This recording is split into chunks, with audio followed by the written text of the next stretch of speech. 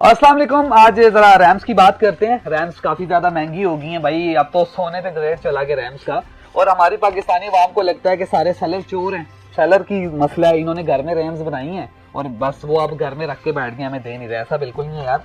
देखो, इन्वेस्ट किया होता है चीज़ों पे और चीज़ का रेट ऊपर जाता है तो ऑफकोर्स लोग थोड़ी बहुत चीज़ महंगी बेचते हैं।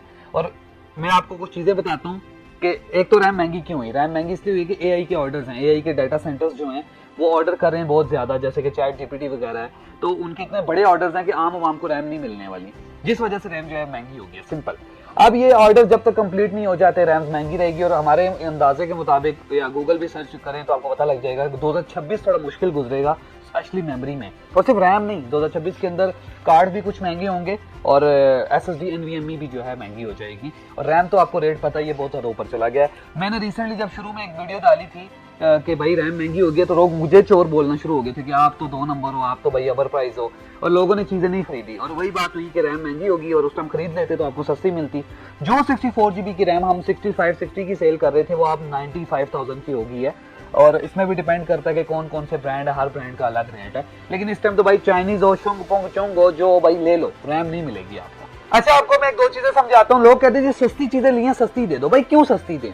पहली बात है भाई, किसी के ना बाप का माल होता नहीं है, सीधी सी बात है कि हम क्यों सस्ता दें। हमने पैसे लगाए हुए हैं।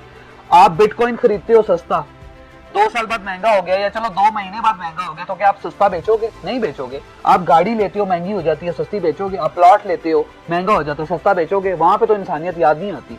ये हमने जो करोड़ों रुपए इन्वेस्ट किए हुए हैं, लाखों रुपए, तो हम क्यों सस्ती चीज बेचें? लेकिन फिर भी हम फेवर करते हैं। जैसे कि अब ये रैम है, ये जब पहले हम लेते थे तो हमें मिलती थी 60 की, हम 65 की बेच देते थे। अब हमें मिली है ये दरमियाने रेट में, कोई 75-70 में, तो हम कहते हैं चलो यार 78-80 में बेच देते हैं। और मार्केट में इसकी प्राइस इस टाइम 90 चल रही है।